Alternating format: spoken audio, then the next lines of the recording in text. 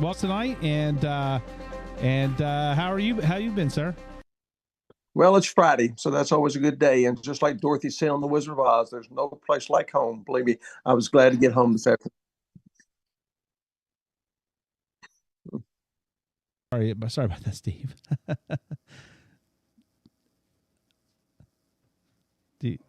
I can't hear Steve.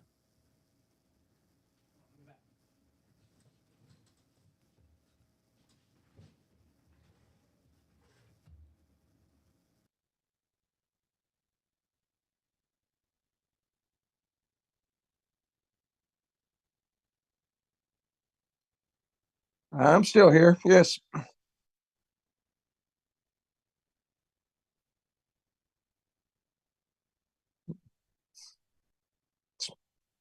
Yes, I'm here. Yep. Yep. Trying to come out. So anyway, we're back. So I think you said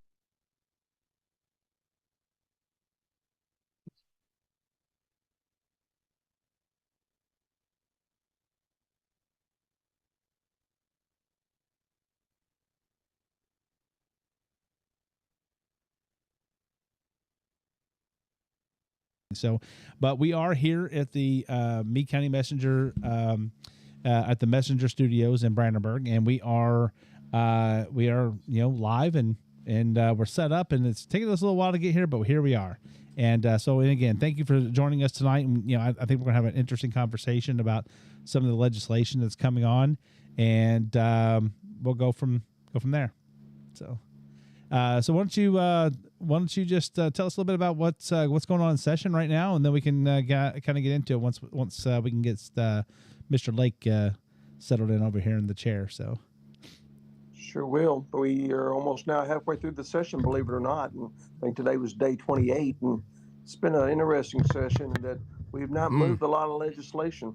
So that's kind of unusual in itself. And I'm concerned that as we get into the month of March, we may have a legislative tsunami that's going to be hitting us. But right now, I think folks are just pretty much preoccupied with the budget. What do we? Oh yeah, because this is the budget year, right? So yes. What is the any idea what number of bills you all are targeting to try to get through this year, or is it just we're going to get through? Well, I'm anticipating there'll be a record number of bills filed again. Last time I think it was close to 1,200 bills, and from what I'm seeing, the bills are there. We're just not hearing them in the committee. I think probably we'll try to pass 175 to 200, just like we have for the last couple of sessions.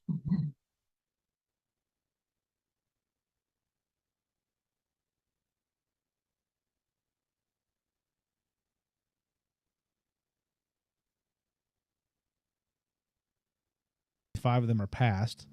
What happens to the rest of them? Do they basically recycle for next time? I mean, not automatically, but they'd have to be refiled for later if they wanted to come back up, or tell us how that works a little bit. Sure. At the end of the session, which this year will be April 15th, those bills that have not made it all the way through the legislative process go into legislative, that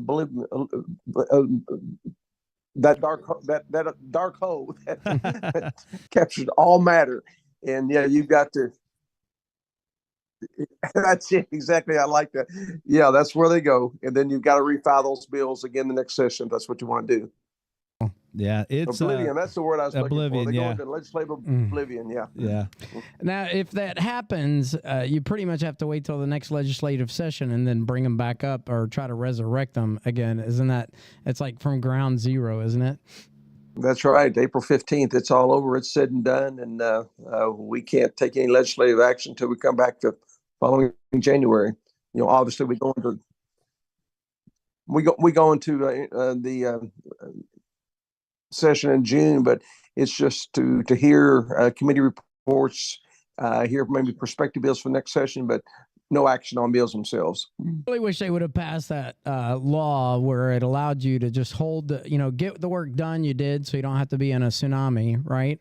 And then save the days that if y'all needed to come back and legislate, you could legislate. Do you think that would ever raise its head again? I think so. I think Speaker Osborne is looking at filing a bill this time that would call for another constitutional amendment. And I think that's a very wise position to take. Because you never know what's going to happen during the course of a year. And I don't think we could save a whole lot of days going in, leaving a session, but if we could save maybe a week's worth, that would be worthwhile. Yeah, I mean, if it's it seems like, and I'm not going to advocate going to a full-time legislature, because I think that what we do is good, but I think at some point we have to realize that we have long-term, we have full-time problems that we need long-term solutions. We need time to be able to develop these long-term solutions and talk through them. So again, I'm not advocating for, hey, going to a 10, 12 month window. But I think that we need to be thinking about, do we need an extra 15 days, 30 days, or something like that at some point? And I know that a lot of opponents to that would say, and why it doesn't come up very much, would say, well, the legislature just wants to spend more money, and I think that or they want a pay increase by doing that, and that's my intent is not for that. My intent is to make sure that we are getting serious people in a room, and we're able to give them the time to come up with serious long-term solutions, so we're not fighting this over and over again. So I think that, at some point in the future, we have to be able to look at that and say, are we doing the right thing still? Or is it time? Do we know when the last time it was ever brought up to extend, or how long has it always been this way in Kentucky? I don't know the history of our legislation, our legislator, Well, it used to be, and I think this is maybe close to 20 years ago, that the legislature was in session for 60 days every 2 years. And so you had a year off in between. And the intent of having a 30-day session was to kind of do a legislative cleanup after the 60-day session, because every bill you pass, there's unintended consequences. It's a very complicated process. So the intent was to come back in and make those fixes. But it's kind of blown into a full 60-day session with a 30-day time period. I think what would be most beneficial to us if we just exercise a little legislative restraint, and each legislator agreed to only file maybe 5 bills, because you're not going to hear every bill that's filed, but that would help tremendously. We want to make sure we're tackling the important issues, and one thing that we do in my day job is we have to look at, we have to prioritize things, and we use different tools and things to do that. To identify, hey, this needs to be fixed first. Yeah. You may have 30, 40 items on that list, but you have to prioritize and say which one's most severe, which one's what's our occurrence level, and things like that. So we can help use that information to be able to drive our agenda and our prioritization. So I think that that's the same thing. We can apply those same type of thoughts and tools to legislation. Wow, I can't speak tonight either. So I'm telling you, red leather, yellow legislation leather. is we should have done some exercise. Yeah, I guess. With some legislation, what legislation is most important to us at this particular moment, so that it gets the time it needs. And but I think you also have to forecast. So I mean, you have to kind of see where we're going and be ready for that. I think y'all did that going in, isn't that right, Steve? We did, and I remember, I think it was the 18 session and the 2020 session. On the Senate side, we developed a top 10 list, and I thought it was 2 of the best sessions that we had ever had, and we got away from that. But one thing I'd kind of caution folks about is we have 138 legislators, and everybody has their own agenda, and it shows the diversity in this state that everybody got problems that are unique to their own district. And that's part of the reason you see so many bills filed, because you're trying to fix all the problems within your respective district. But again, I think we would agree, kind of have a gentleman's agreement, that each legislator will only have 5 bills. I think it would be much better work, much more productive. But it's a challenge to get people to acknowledge that and agree with it. Introduced again that focused on removing military from having to pay taxes on their retirement, because we didn't lower the taxes. That there was a gentleman that was going to be bringing that back into. Have you heard about that? Just vaguely, because all tax measures have to start in the House of Representatives, and I've heard rumor of that, but have not seen the bill itself. But we're still optimistic that we can move forward with eliminating the income tax, and we've had some great success with it. President Stivers, our President of the Senate, shared with us yesterday that the latest report that came out is we've had record personal income tax receipts this last month, and also had record sales tax receipts. So that shows that the system is working the way we intended for it to. So it's going to take us a while to get to where we need to be. And I still think we're probably 6, 8 years away from really converting to a fully consumption-based tax system. I get it. I think if you kind of throw that in, and me being military and retired, obviously I would care about that. But truthfully, I'd rather see the state income tax just dropped altogether over time as the plan was intended, because then everybody benefits from it. And then I won't be segregated because I'm in a special group. I think it'll be great for the you see already inflation is kicking a lot of butts. It is in the state. We were having conversations about this at the messenger just with my staff, and that it's ridiculous how are you supposed to raise a family and then know that your kids go on to college and then come back and be able to raise a family when you can't even buy a house. The families can't even buy a house. So you almost have to think that we're going to be having these multi-family homes in the near future just because of the cost of inflation. Well, just remember, state government is subject to inflation as well. And we're seeing it at this time. Our budget is $15 billion, not including Medicaid funds. If you include that, because the majority of it is federal funding, our budget is $30 billion. And I have not been substantiated, but I have heard that the financial ask for this budget is close to $100 billion. All the teachers, I actually get some reports from the KPA, or Kentucky Press Association, and there's some letters and stuff that I just absolutely will not publish because it's like nobody is ever going to be happy on a budget situation because they didn't get the money they wanted. But we had Nancy on last Friday, and she spoke to the fact that they drew in extra money and added money to the budget for these special groups to include teachers, but it still wasn't enough, and I know these teacher unions are often, off to always fight for more money, but at what sacrifice? We got into a real long conversation. I don't want to get into it tonight, but you're never going to make everybody happy when you try to make a budget.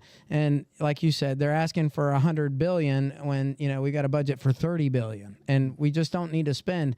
And the money they spent was money that they had saved. You know what I mean? Instead of going into debt, I just don't think we need to be that state that does that. Your thoughts?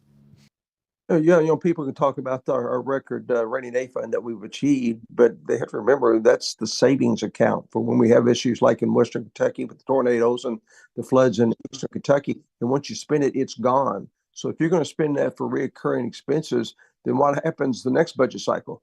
You've got nothing there. And, specific education, I think we're committed to that. In the 8 years that I've been in the Senate, that's one of the things I'm most proud of. We have put in $10.6 billion in a teacher retirement system to try to make that system whole. After been ignored for over a decade, particularly during the Stephen Meridith administration.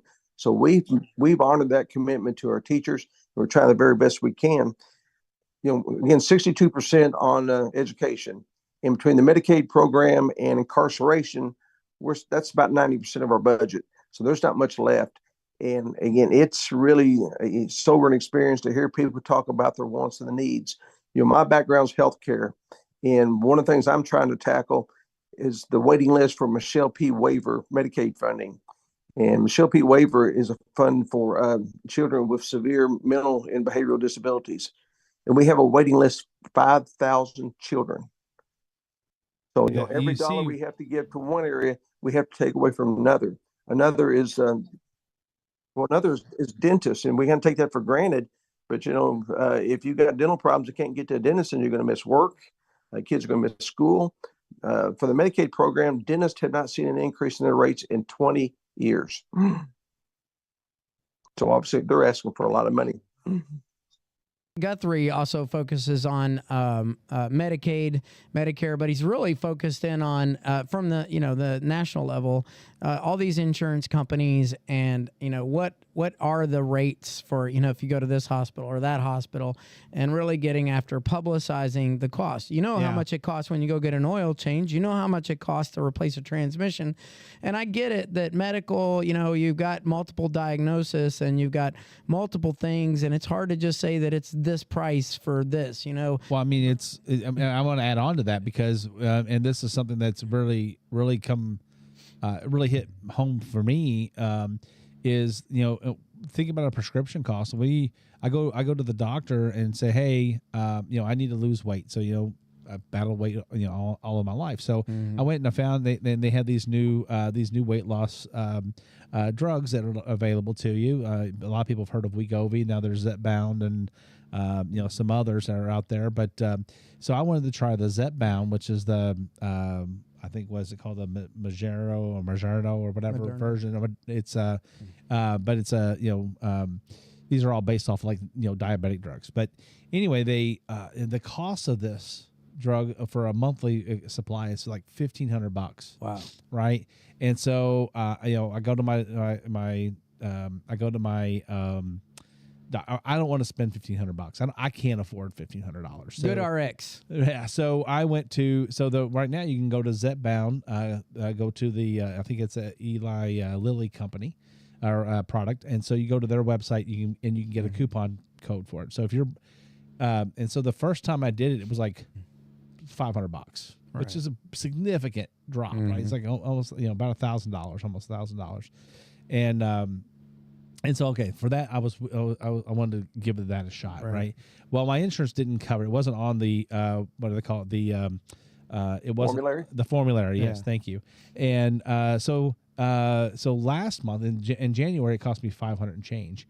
This month, I went back. Well, they added to the formulary between January and February. I went back the other day to get it, and with the coupon, it's now $1,277. It was That's still ridiculous. $1,077. That's still ridiculous. It was, and it was like, what do you do? I mean, I get we have a high deductible insurance, but last month without it being covered by insurance, $555.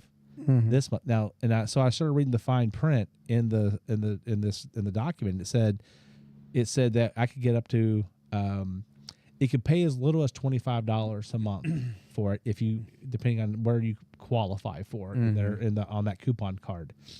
And so I qualified for like $700 and like almost $800 in coupon, right? And I think it's a rebate basically that they just take off instantly, like an instant rebate basically. And so I went to Walgreens, I picked it up, and they came back and said, this time they said it was that what the price was, and I said, well, wow, that's. So we went back and forth trying to figure out why it went up, and come to find out it's because in the fine print it says that the coupon card that the max that we can get and the rebate is $150 if we have insurance. Oh wow, that was my max. So that's why it went from and so the negotiated price minus $150 is why it came out to $1,077. So Steve, but there's also talk about being similar to Tennessee, and I wanted to give you a chance to talk about that because I know you're running the race. It's coming up this year. I got you in the paper last week. I'm super excited to announce your candidacy again for the Senate seat. And there's a lot of talk about trying to make our state similar to Tennessee with the number of care providers, and I think this would be a great time to talk about that a little bit more and what that does for us in the terms of dollars and cents, especially with those Medicaid expenses. Now, I'm a big fan of competition in that space because it does drive down the dollar. But I think this would be a great opportunity for you to talk a little bit about that. Sure. The Medicaid program, when I was elected in the Senate in 2017 was my first session. The Medicaid budget for Kentucky was $10 billion. And we were serving, I think, right at 1.4 million people.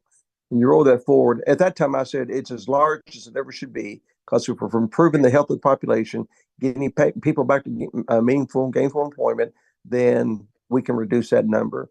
For this budget, I think it's going to be close to $17 billion. And we've got 1.7 million people on the Medicaid program, which, again, I'm all for providing people the coverage. But the biggest challenge for the Medicaid program, at least from my perspective, is administrative burden that's placed on it by having a managed care product. Federal government only requires you to have 2 managed care organizations administering the Medicaid program. We have 6. And I've never received a good reason from the Cabinet for Health Care Services why there's 6. There's no magical number to this. It's just a capricious and arbitrary number. So if you're looking at numbers, California has 26 managed care organizations, and you do that per capita, it's about 1.6 million people per. Well, in Kentucky, with our 6, that's about 725,000 people per MCO.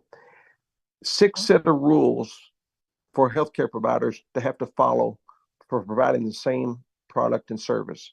We're spending 30 cents of every dollar of healthcare just on the administration of healthcare, double what other industrialized nations are doing.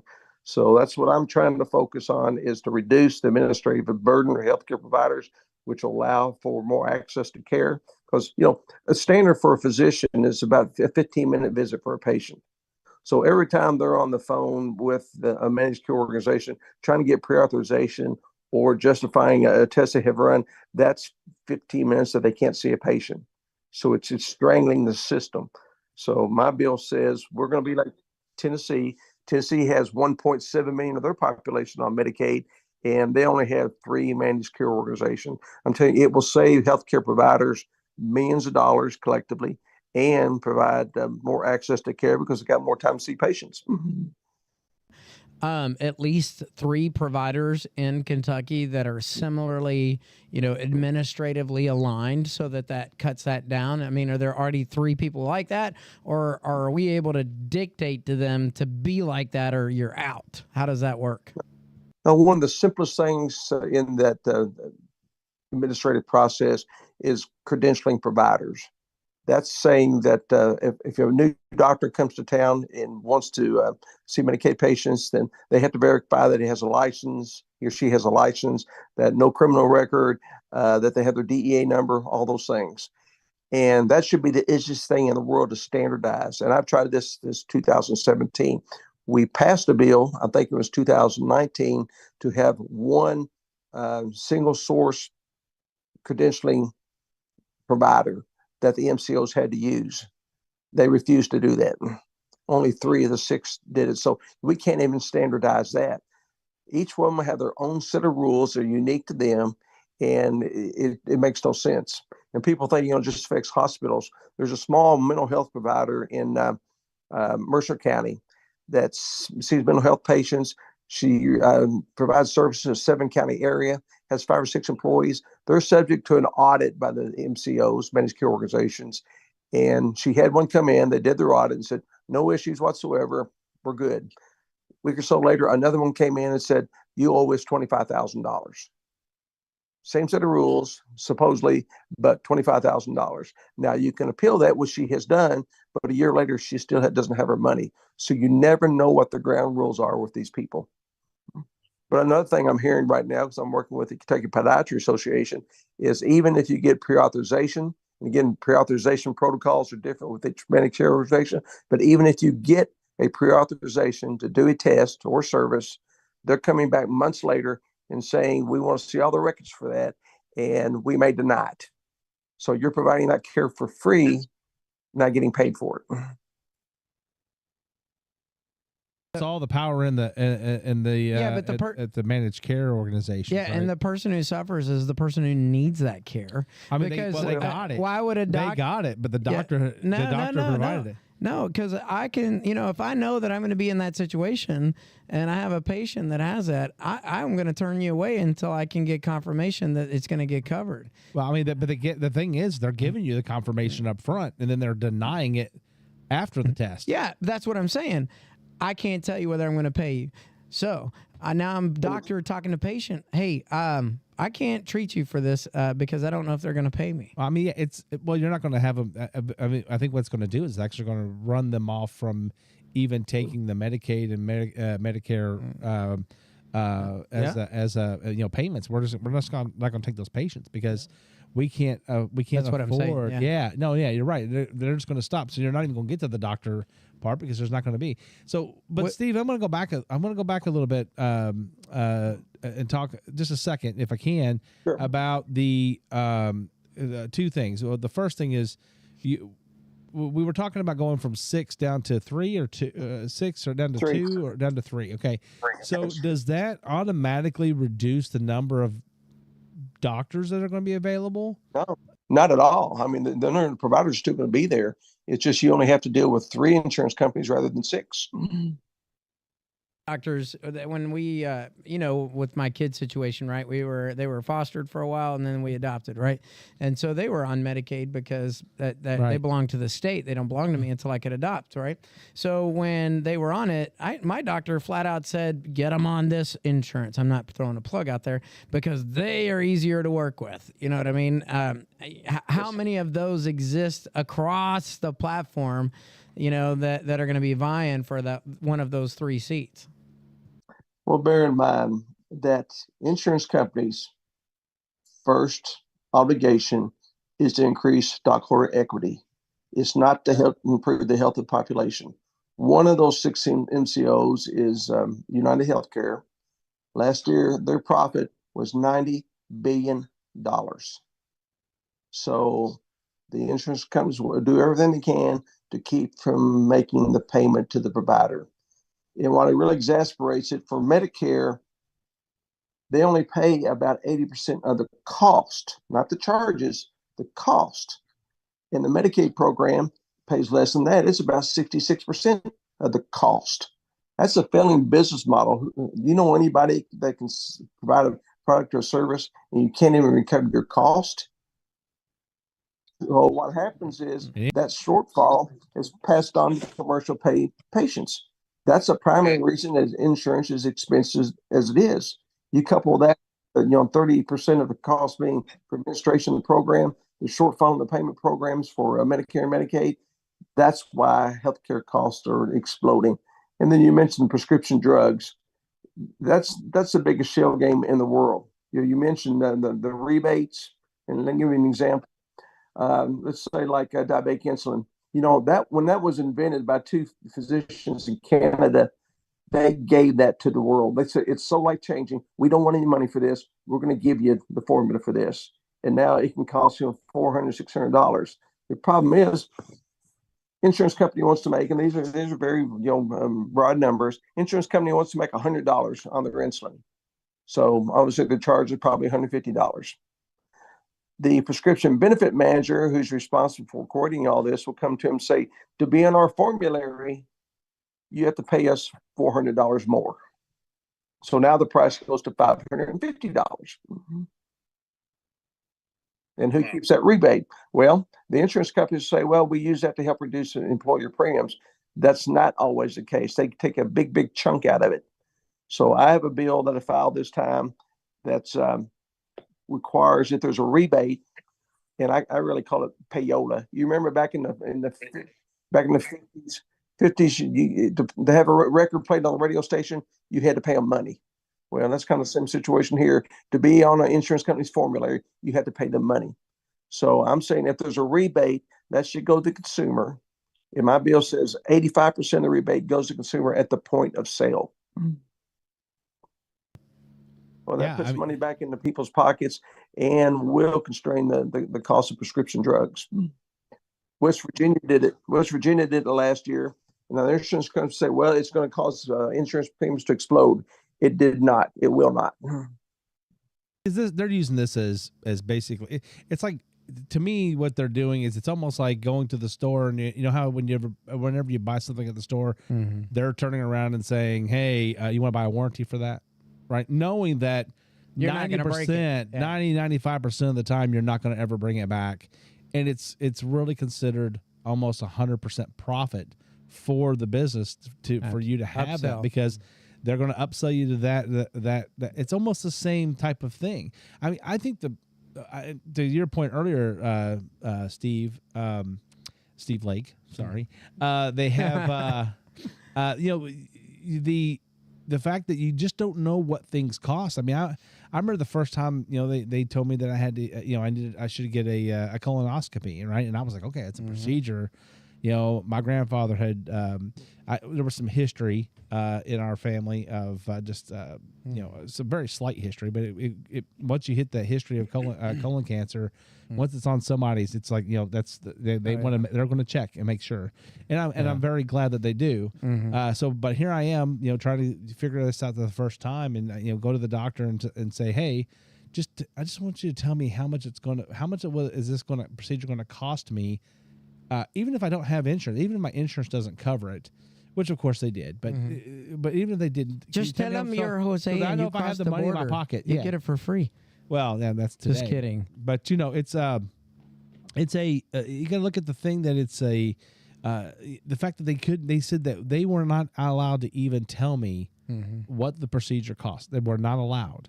And I'm like, what? How can that be? I mean, because if I'm not trying to shortchange the doctors of the surgeons or the hospitals or what have you, but I want to, if we understood what that is, then we could plan some different things. We can shop a little bit maybe, or but just the fact that you can't tell me, it just doesn't make any sense. Yeah. Because there's a lot of people who are, I'm not one of them, but there's a lot of people out there who are basically independently healthy. I mean, I had an uncle that he was in, he didn't have insurance, but he was independently wealthy enough to where he could afford to pay as he went, and so that's what he did. And but his rate was much lower than my rate. Sure. So when he go to the doctor, if it was the same exact procedure, so what do you do? One of the challenges that everybody wants to talk about, we need to have a free market in healthcare. Unfortunately, we haven't had a free market in healthcare since July 31st, 1965. That's when the Medicare and Medicaid programs started, and this was when all this cost shifting started. We are truly at a crisis situation where healthcare is just consuming about 18% of our gross national product. We're spending $13,000 per capita on healthcare in the United States. The next closest country is Germany at $7,500. China is at $650 roughly. We can't be competitive in the international market with that kind of disparity in pricing for anything. And it goes back again to government's control of the healthcare delivery system. We have to change that. You said on Sunday if you go to church, you know what I mean? Hey, Steve, I want to shift gears because it gets frustrating when you especially when you throw out numbers like that, because that there's somebody getting something for all of that, attention. And it's not just the shareholders, but you got to imagine that there's probably some level of corruption somewhere. But I don't want to get into that. So, and it definitely not in our state. And I appreciate the work you're doing. I would like to talk a little bit about your campaign and the way ahead for you coming up this election. We got a primary in May. And I'd like to give you some time to talk about your campaign and what you're campaigning on. I appreciate that. And, this is my 8th year, and this gives me time to reflect upon those past 8 years. And I'm very proud of what we have accomplished. We're moving Kentucky forward. We already mentioned the income tax situation. We're putting, based on the median income for families in Kentucky, we're putting over $1,200 a year back in Kentuckians' pockets. And that is meaningful, particularly in this period of high inflation. So we want to continue to see that. I really want to continue to improve the healthcare situation, reducing costs, increasing access to care, particularly for rural communities. I fight for that all the time. More funding for education. As I said, we got 62% of our budget that's on education now, but there's better ways we can spend that money, and want to focus on that. Job creation. What we saw in Meade County with Nucor and now Blue Oval, and a lot of that was a direct result of our change in our tax policy in Kentucky. So continue to focus on that, and the capital improvements that we're working on right now. I've got a great partner in the House with Nancy Tate. She does a great job. We've been able to get 79, the Highway 79 and the 313 project back on the 6-year road plan, and we'll be working to continue those projects forward. So I'm really proud of what we've achieved over the last 8 years. And, on top of that, and it's kind of the the top of the mountain here is we're a pro-life state now, and we fought that for over a decade. And if we've got a state that respects each and every life, then that helps move us forward as well. So we've done some great things. I'm just looking forward to continue that process. All the work that you've done for us, and you've always been very good for Meade County. You always come, and you're always here talking with us and such. And I know you're being you're primary this year, but we have had your opponent came to a meeting a few I think last month, and he had some things to say. Obviously, he's trying to differentiate himself. He'll be on the show as well.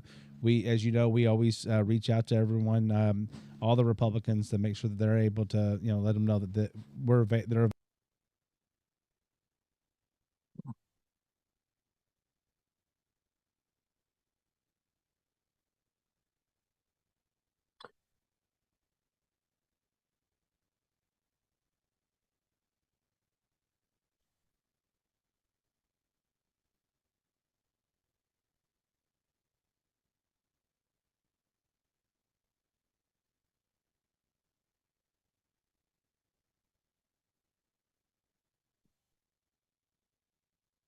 Well, thank you. And campaigning's hard, and it's hard to get the message out, particularly when you got to correct some misinformation. I know a lot's been made about I think it was Senate Bill 241 passed the last session about the 5 acres of property. You had to have a fishing license for your own property. Yeah. That was something that was inserted at the very last minute. And this was a big bill in terms of the number of pages. That was one line that was inserted at the last day of session. And we were faced with a situation, either you kill the whole bill or you go ahead and pass it flawed and fix it. And we've already passed in the Senate a bill to repeal that. The real intent of that bill was because the governors, not only this governor, but past governors, have taken Fish and Wildlife and used their funds. They would sweep them every budget cycle. Fish and Wildlife does not get a general fund appropriation. Their funding comes from fishing license, hunting license, and specialty plates, maybe some grants. That's it. That's their money. And governors would sweep their money and use it for their own pet projects. So we decided they need to have a little bit of independence. And now they no longer report to the executive branch. Gotcha. In retaliation for that action, the governor said, then you're not going to get any access to state contracts. And the value to that is there's steep discounts when you have a state contract. So that would potentially cost Fish and Wildlife hundreds of thousands, not millions of dollars. And we said, that's not right. So 241 changed that, saying a state agency, just like anyone else, they deserve to have access to those contracts. So that's why we passed 241. Yeah, we don't need any retaliation. Yep. And that one little provision in there, we've already fixed that. Good. Criticism about the income tax. That's not we haven't really reduced taxes all because we have raised a sales tax on 35 different areas. Well, if you look at that, the problem with our sales tax situation, it's been blatantly unfair. When I came to the Senate in 2017, 50% of the 50% of the income in Kentucky had been exempted from taxation. 50%. Then you had 40% of our working age adults that were not in the workforce, so they're not paying taxes, and many of them are drawing entitlement payments. That leaves a very small percentage of our population carrying the full tax burden, and that's working families in Kentucky. That's why it's so important to reduce this personal income tax. We have not raised the income tax rate. We have broadened the base, because how do you get rich people to pay taxes? Yes. People say, well, you need to raise taxes on the rich. Well, if you raise personal income tax, what do? They move to Tennessee and Florida for 6 months out of the year and pay no taxes. So yeah.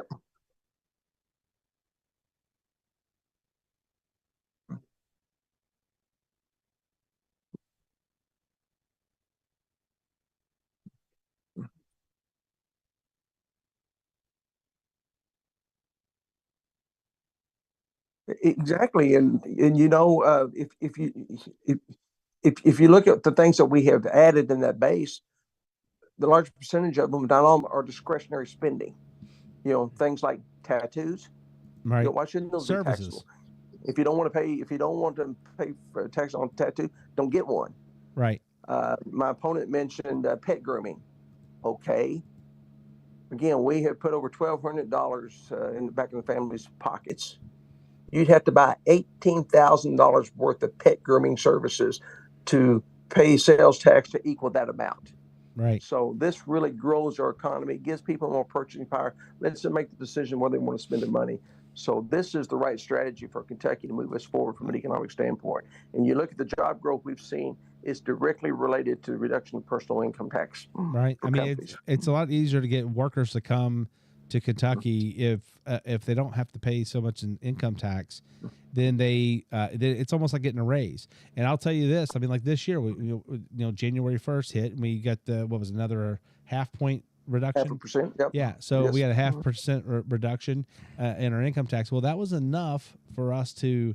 For me, and I'm putting that into my healthcare, right? So in our HSA, it helps us boost the HSA up so that we, as Kathy and I, get older and we're going to need more healthcare. That it's going to allow us to put that money away and for that. Of course, right now I'm spending an awful lot of it on weight loss drugs, but Steve, I thank you for joining us tonight. We're going to go ahead and cut out of here and. Thank you for joining us on our Friday night, not just to Steve Meridith, 5th District Senator, but to all of you out there listening to us and watching us tonight. We really appreciate you. Thank you for putting up with all of our technical difficulties and things. And we're going to have our regular Republican Party meeting on the third Monday. That's coming up a week from this Monday. So I hope that you all can come out and see us. Thanks for joining us, Steve. Thank you. Thanks, Steve. Have a good night.